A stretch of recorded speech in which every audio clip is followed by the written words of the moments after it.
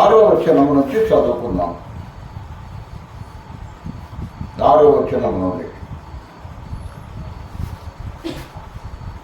ఆసియాలో వాక్యము చెప్పకూడదని పరిశుద్ధాత్మ వారిని ఆటంకపరిచినందున వారు ఫ్రుగియా గలిలయ ప్రదేశముల ద్వారా వెళ్ళిరి. మూసియా దగ్గరకు వచ్చి బిథూనియకు వెళ్ళుటకు ప్రయత్నం చేసిరి గాని యేసు యొక్క ఆత్మ వారిని వెళ్ళనీయలేదు. అంతటా వారు మూసియాను దాటిపోయి త్రోయకు వచ్చిరి. అప్పుడు మాసిదోనియా దేశస్థుడొకడు నిలిచి, నీవు మాసిదోనియాకు వచ్చి మాకు సహాయం చేయమని తనను వేడుకొనినట్టు రాత్రి వేళ పౌలునకు దర్శనము కలిగెను. అతనికి ఆ దర్శనము కలిగినప్పుడు వారికి సువార్త ప్రకటించుటకు దేవుడు మమ్మల్ని పిలిచి ఉన్నాడని మేము నిశ్చయించుకొని వెంటనే మాసిదోనియాకు బయలుదేరుటకు యత్నము చేసితిమి.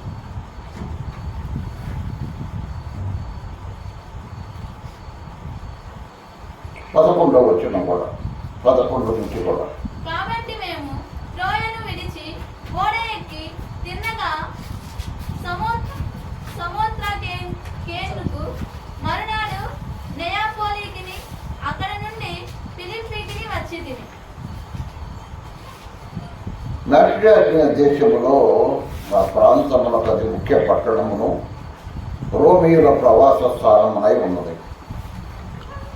ఆసియాలో సేవ చేశాడు పౌలు. కొన్ని సంఘాలు స్థాపించబడ్డాయి. ఉత్తరాసియాలో పేతురు సేవ చేశాడు. అక్కడ కొన్ని సంఘాలు స్థాపించబడ్డాయి. మళ్ళీ దిగువకు వచ్చేసరికి పౌలు సేవ చేశాడు. అక్కడ కొన్ని సంఘాలు స్థాపించబడ్డాయి. సంఘము స్థాపించబడిన దాకా పనిచేసి వాళ్ళు ముందుకు సాగారు. ఆ విధంగా సంఘాలు ఏర్పడ్డాయి. పిలుపు మాసిడోనియా ఒక అతను వీళ్ళు ఎక్కడికి వెళ్ళాలో తెలియక త్రోయలో ఆగిపోయినారు. పౌలు, లూకా, తిమోతి వీళ్ళందరూ త్రోయలో ఆగిపోయి ఉన్నారు. శీల వీళ్ళు త్రోయలో ఎటు వెళ్ళాలో తెలియక, త్రోయ ఆసియాకు ఐరోపా ఖండానికి మధ్యలో ఉన్న పట్టణం అది. అందువలన వాళ్ళు ఎటు వెళ్ళాలో తెలియక ఎటు వెళుతున్నా దేవుని ఆత్మ వాళ్ళని వెళ్ళనివ్వలేదు. ఆసియాలో వాక్యం చెప్పకూడదని పరిశుద్ధాత్ముడు ఆటంకపరిచాడు.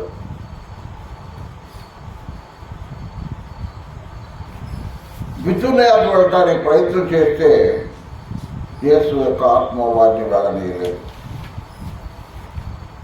ఎక్కడికి వెళ్ళాలి సేవ అనేది మనం నిర్ణయించుకోకూడదు, దేవునికి అప్పగించాలి. అప్పుడు మాసిడోనియా ఒక మనిషి వచ్చి పౌలుకు దర్శనంలో రాత్రులు మాకు వచ్చి సహాయం చేయమని పిలిచినట్టుగా దర్శనం కలిగింది. అది రాత్రి వేళ పౌలుకు కలిగిన దర్శనం. అతనికి ఆ దర్శనం కలిగినప్పుడు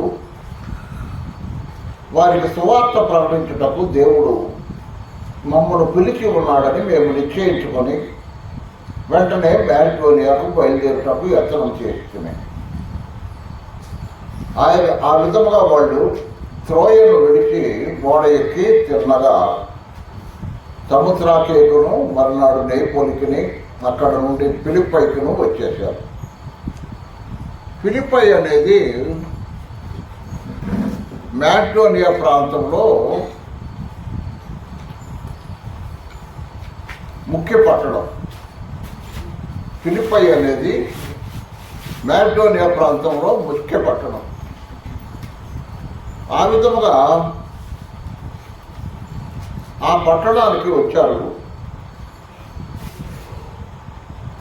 కొన్ని దినాలు పట్టణంలో ఉన్నారు.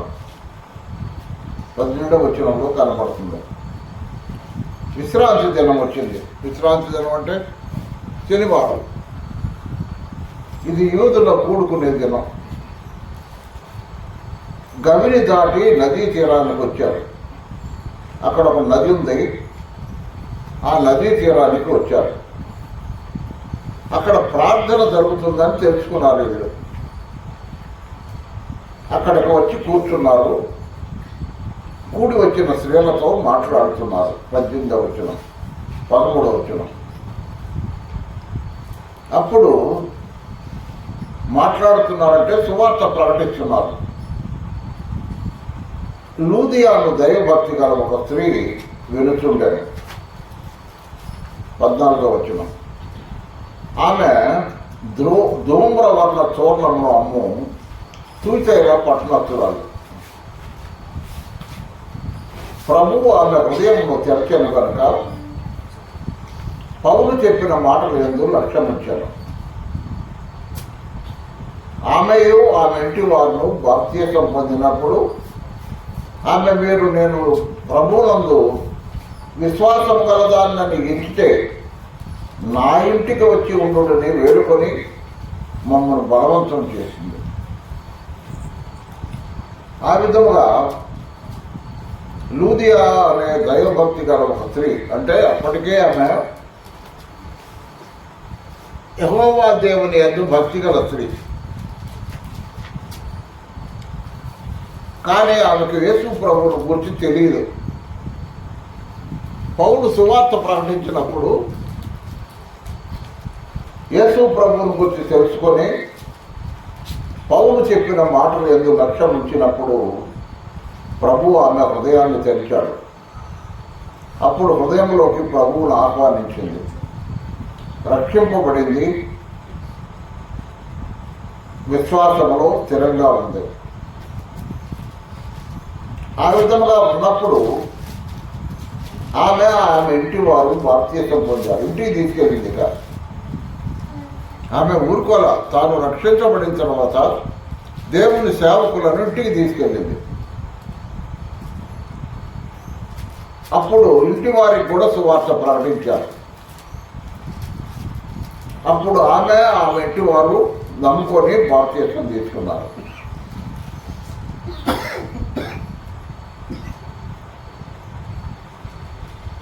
తీసుకున్న తర్వాత ఆమె అంది,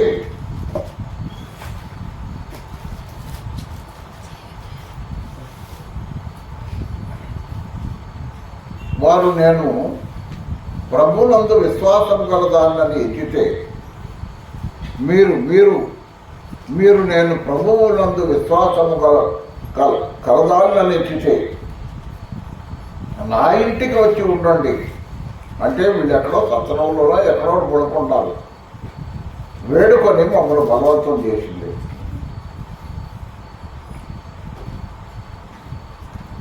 సహోదరులారా, సహోదరులారా, విశ్వాసం ఏం చేస్తుందంటే విశ్వాసంలో నుంచి ప్రేమ వస్తుంది.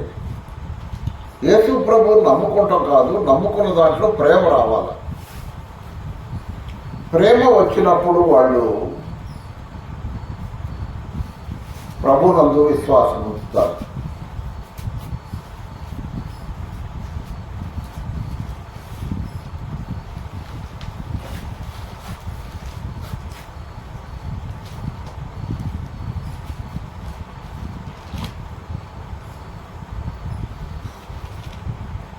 ఒక మాట చూద్దాం. నువ్వు బైబిల్ చూసిందా?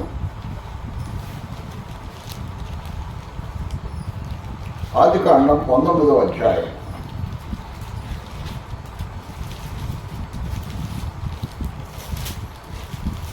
ఆదికాండం 19వ అధ్యాయం 3వ వచనం చదువుతున్నాం. అయినను అతడు మిక్కిలి బలవంతము చేసినప్పుడు వారు అతని తట్టు తిరిగి అతని ఇంట ప్రవేశించేది. ఎవరింట? లోతు ఇంట. కాబట్టి ఎప్పుడైతే యేసు ప్రభువుని నమ్ముకుంటారో వారి హృదయంలో ప్రేమ ఉంటుంది. దేవుని పిల్లలను చేర్చుకోవాలని బలవంతం చేస్తారు. అలనాడు లూదియా అంతకుముందు కాలంలో ఆదికాండం గ్రంథంలో లోతు నమ్మినవాడే, నీతిమంతుడు. అతడు తన ఇంటికి రమ్మని దేవదూతలను బలవంతం చేశాడు. వాళ్ళు వచ్చారు, విందు చేశాడు, పొంగని రొట్టెలు ఇచ్చారు, కాల్చగా వారు భోజనం చేశారు. ఇలాగా నమ్మిన తర్వాత క్రీస్తు ప్రేమ ఉండాలి మనలో. అయ్యా, క్రీస్తు ప్రేమ మనలో ఉండాలి. 2 కొరింథీ పత్రిక 5వ అధ్యాయం 14వ వచనం చూడండి. 2 కొరింథీ పత్రిక 5వ అధ్యాయం 14వ వచనం. పౌలు కొరింథీయులకు రాసిన 2వ పత్రిక 5వ అధ్యాయం 14వ వచనం. క్రీస్తు ప్రేమ మమ్మల్ని బలవంతము చేయుచున్నది. క్రీస్తు ప్రేమ నన్ను బలవంతము చేయుచున్నది. కాబట్టి గమనించారా, యేసు ప్రభువుని నమ్ముకున్న తర్వాత నీలో ప్రేమ అనేది ఉండాలి. ప్రేమ ఎలా ఉంటుంది? పరిశుద్ధాత్ముడు నీలో ఉంటాడు. యేసు ప్రభువుని నమ్ముకున్న వాళ్ళలో పరిశుద్ధాత్ముడు ఉంటాడు. ఆయన తండ్రి దగ్గర నుంచి వస్తా వస్తా ప్రేమ, దేవుని ప్రేమను తీసుకొని వచ్చాడు. ఆ దేవుని ప్రేమను బట్టి మనం నమ్మిన వాళ్ళను చేర్చుకోవటం, వాళ్ళకు పరిచర్య చేయటం, ఇది దేవుని ప్రేమ. కాబట్టి పౌలు అంటాడు, క్రీస్తు ప్రేమ మమ్మల్ని బలవంతము చేయుచున్నది అన్నాడు. యోహాను సువార్త 4:40 చూడండి. యోహాను సువార్త 4వ అధ్యాయం 40వ వచనం. యోహాను సువార్త 4వ అధ్యాయం 40వ వచనం. ఆ సమరయులు ఆయన యొద్దకు వచ్చి తమ యొద్ద ఉండుమని ఆయనను వేడుకొనిరు కనుక ఆయన అక్కడ 2 దినములు ఉండెను. అది విన్నారు. యేసు ప్రభువునందు విశ్వాసం ఉంచారు. విశ్వాసం ఉంచిన వాళ్ళు మా దగ్గర ఉండమన్నారు. ప్రేమకు గుర్తేంటంటే, దేవుని పిల్లల పైన మనము దేవుని పిల్లలను చేర్చుకోవటం ప్రేమ. అదే సమయంలో ఇంకొకటి ఏంటంటే, అది దేవుని ప్రేమ, మనుషుల ప్రేమ కాదు, దేవుని ప్రేమ. అదే సమయంలో నమ్మని వారిని కూడా మనం ప్రేమించాలి. అది దేవుని ప్రేమ. అదే శత్రువులను ప్రేమించుడి అనే మాట దేవుని వాక్యంలో ఉంది. కాబట్టి మనం నమ్మని వాళ్ళను కూడా ప్రేమించాలి. అందుకనే ఒక మాట ఉంది, భార్య నమ్ముకుంది, భర్త నమ్ముకోలేదు. భర్తను ప్రేమించాలా, భర్తను ప్రేమించాలా. సహోదరులారా, నీ ప్రేమతో అతన్ని జయించుకోవాలా, నీ ప్రేమతో అతన్ని జయించాలి. అలా జయించబడిన వాళ్ళు అనేక మంది భార్య ద్వారా రక్షింపబడ్డ వాళ్ళు ఉన్నారు. భయముతో కూడిన పవిత్రమైన ప్రవర్తన. అక్కడ చూడండి, పేతురు రాసిన మొదటి పత్రిక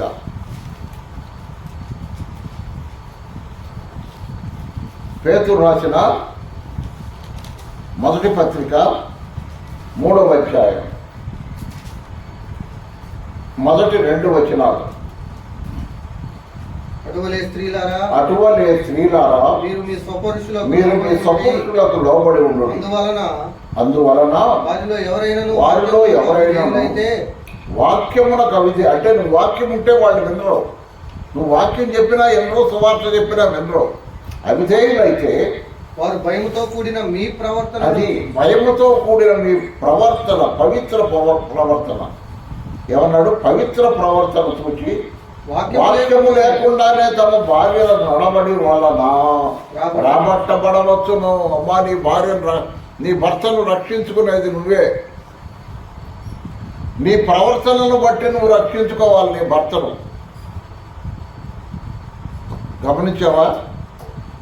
నీ ప్రవర్తనను బట్టే నీ భర్త, నువ్వు రక్షించబడ్డావు, పరలోకానికి వారసురాలు అయ్యావు, మంచిది. మరి నీ భర్తను గురించి రేపు ప్రభువు లెక్క అడుగుతాడుగా. లెక్క అడిగినప్పుడు నువ్వు అతన్ని ప్రేమించాల. అది దేవుని ప్రేమ.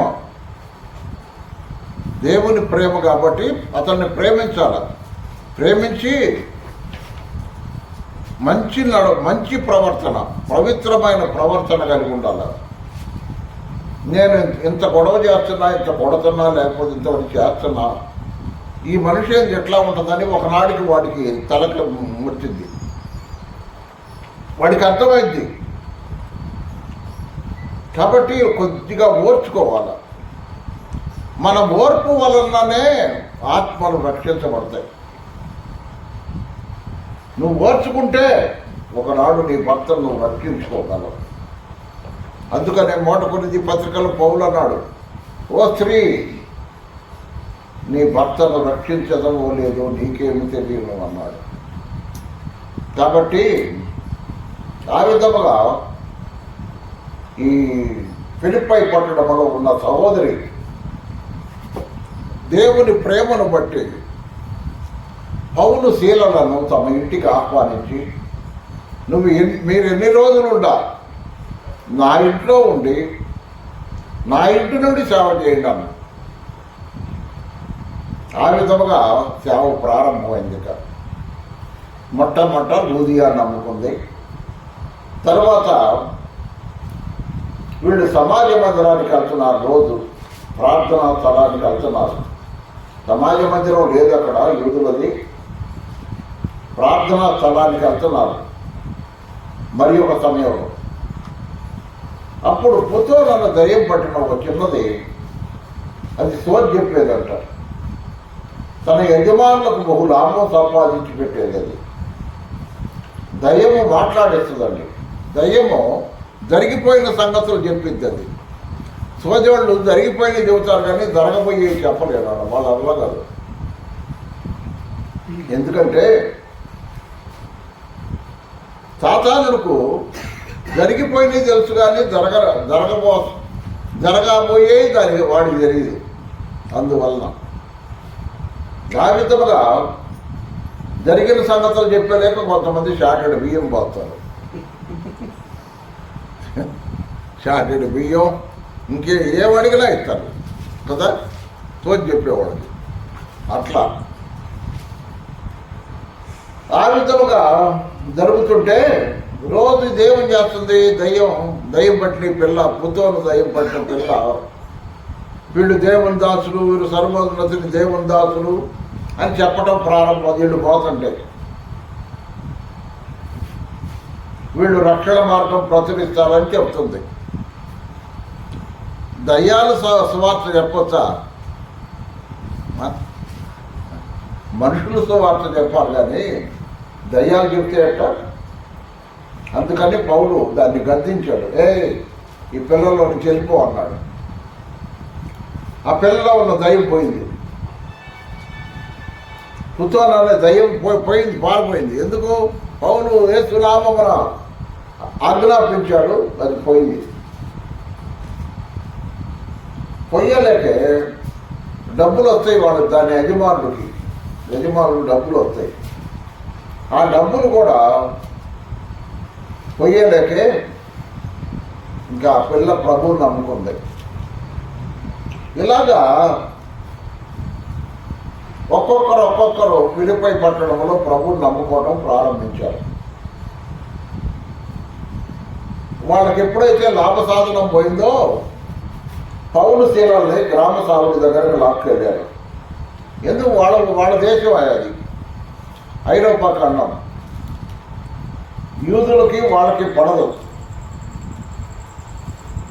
అందువల్ల ఏమి కంప్లైంట్ అయింది చూడండి, 20వ వచనం. ఈ మనుషులు యూదులై ఉండి రోమీయులమైన మనము అంగీకరించుటకైనను కూడని ఆచారములు ప్రచురం చేస్తున్నారు, ఈ పట్టణం గలిబిలి చేస్తున్నారని వాళ్ళ మీద కంప్లైంట్ చేశారు గ్రామ సభలు. అప్పుడు ఆ దినాల్లో పోలీస్ స్టేషన్లు లేవు. మున్సిపల్ గారే అన్నీ,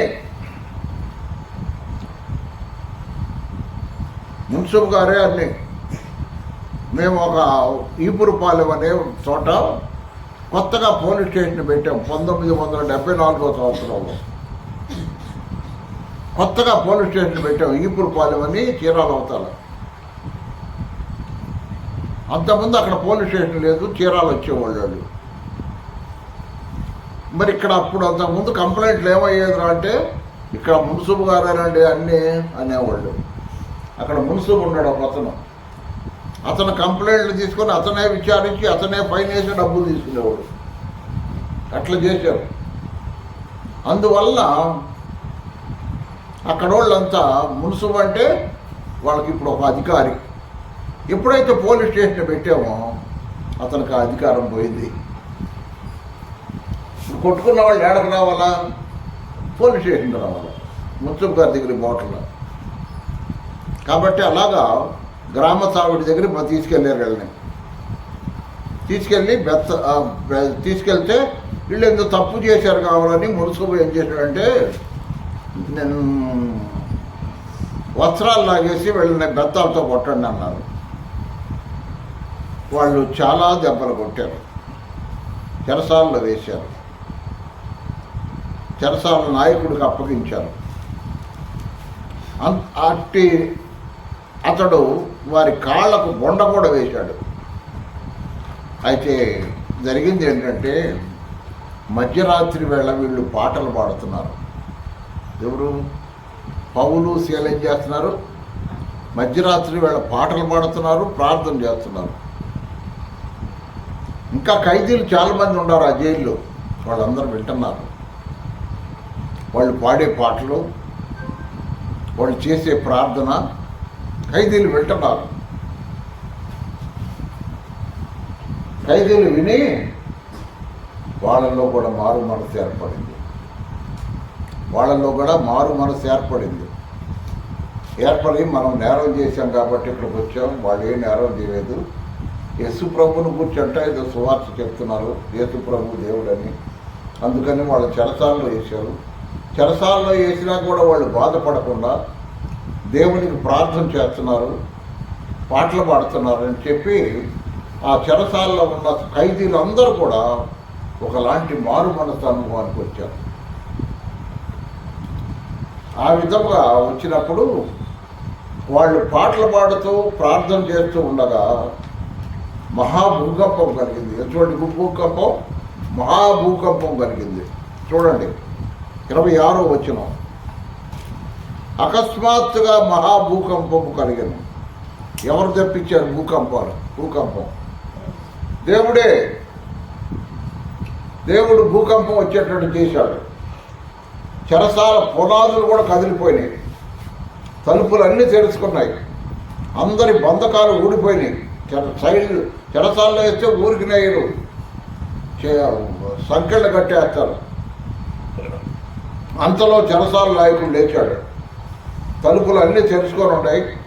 ఖైదీలు పారిపోయారు అనుకొని, ఖైదీలు పారిపోతే చెరసాల నాయకుడికి మరణశిక్ష వేస్తారు. అందుకని వాళ్ళెవరో చంపటం ఎందుకుని ఈయన కత్తి పెట్టి చంపుకోపోయాడు. అప్పుడు పౌలు చూసి అన్నాడు, నువ్వు చంపుకోబాక, మేమందరం ఇక్కడే ఉన్నాం, నీవు ఏ హానియు చేసుకోవద్దు, మేమందరం ఇక్కడే ఉన్నామన్నాడు. అప్పుడు దీపం తెచ్చి చూస్తే ఎవడు చెరసాల్లో వాళ్ళు అందరూ అట్నే తలుపులు తెరిచుండి సంఖ్యలు ఉండిపోయినాయి, అందరూ కూర్చొని ఉన్నారు చెరసాల్లో. ఆశ్చర్యపోయాడు చెరసాల నాయకుడు. మళ్ళీ తలుపులన్నీ వేపించాడు. తలుపులన్నీ వేపించి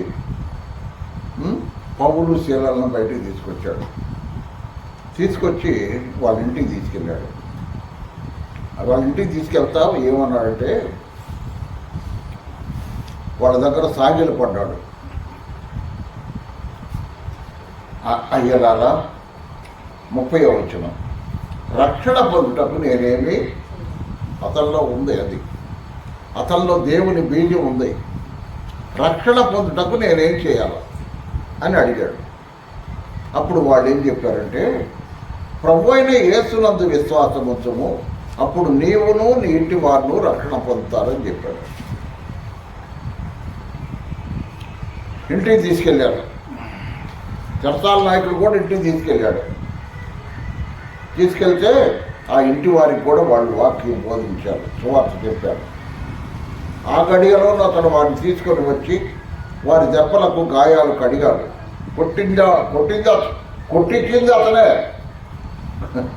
కొట్టించింది అతనే ఆ గాయాలు మళ్ళీ శుభ్రంగా కడిగించాడు. కడిగి వెంటనే అతడు ఆ ఇంటి వారందరూ బాప్తీసం పొందారు. అందరు నమ్ముకున్నారు, ఇంట్లో వాళ్ళందరూ నమ్ముకున్నారు.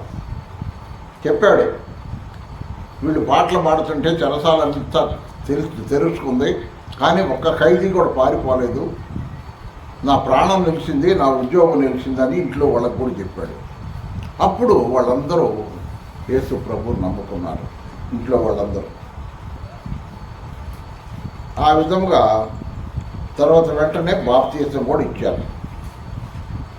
ఇంటికి తోడుకొని వచ్చి భోజనం పెట్టి దేవుని యందు విశ్వాసం ఉంచిన వాడై తన ఇంటి వారందరితో కూడా ఆనందించాడు. ఎవరైతే కొట్టారో వాడే మారుమార్పు పొందాడు. కాబట్టి ఈ రాత్రి దేవుని వాక్యం వింటున్నప్పుడు సహోదరుడా సహోదరి, ఈ రాత్రి ఈ మాటలు జ్ఞాపకం చేసుకోండి. ప్రభువు తన కార్యం జరిగించాలంటే ఆయన ప్రేమను మనం చూపించాలా మనుషులకి. ఆయన ప్రేమను ఎప్పుడైతే మనం చూపిస్తామో అప్పుడు దేవుని కార్యాలు జరుగుతాయి. ఆ విధముగా ఫిలిప్పై పట్టణంలో 3 కుటుంబాలు నమ్ముకున్నారు. ఎంతమంది? 3 కుటుంబాలు. ఒకటి పుతోను లూదియా కుటుంబం, పుతోను దయ్యం పట్టినది. మూడవది చెరసాల నాయకుడి కుటుంబం. ఈ విధముగా కుటుంబాలు 3 నమ్ముకున్నారు. ఆ విధముగా అక్కడ సంఘం మొదలైంది. తర్వాత పౌలు అన్నాడు, వీళ్ళు ఏం చేశారంటే సువార్త చెప్పారు, ఇంతకన్నా ఏది తర్వాత తేలింది. అప్పుడు మున్సిపల్ అన్నాడు, మరి ఎందుకు కొట్టించారు, మరి అనవసరం కొట్టాం కదా వీళ్ళని. అదిగాక ఇంకొక మాట అన్నారు, మీరు ఎవరన్నారు, మేము రోమియోలు అన్నారు. యూదులమే కానీ రోమా పౌరసత్వం గలవాళ్ళము, మేము రోమియోలు అని చెప్పారు. రోమియోలు అని ఎప్పుడైతే చెప్పారు వాళ్ళు భయపడ్డారు. అది రోమా ప్రభుత్వం కాబట్టి రోమియోలు అని చెప్పినప్పుడు భయపడి వాళ్ళని అయితే మీరు వెళ్ళిపోండి అన్నారు. మేము అట్ట బాం, మీరే వచ్చి మమ్మల్ని పంపాలి అని అడిగినప్పుడు వాళ్ళు వచ్చి ఊరు బయట దాకా వాళ్ళని పంపించారు. ఈ విధముగా ఫిలిప్పై పట్టణంలో సంఘము స్థాపించబడింది. సహోదరులారా సహోదరులారా, ఈ రాత్రి దేవుని వాక్యం వింటూ ఉండగా ఆ తర్వాత అపోస్తుడైన పౌలు మళ్ళా రెండోసారి చెరసాలలో వేయబడ్డాడు. అక్కడ రోమా చెరసాలలో వేయబడ్డాడు. రోమా చెరసాలలో వేయబడితే అప్పుడు ఫిలిప్పైలో సంఘం ఎట్లా ఉందో చూద్దామని వాళ్ళకి పత్రిక రాశాడు. వాళ్ళకి పత్రిక రాశాడు. ఆ పత్రికే మనం ఇప్పుడు ధ్యానించబోతున్నాం.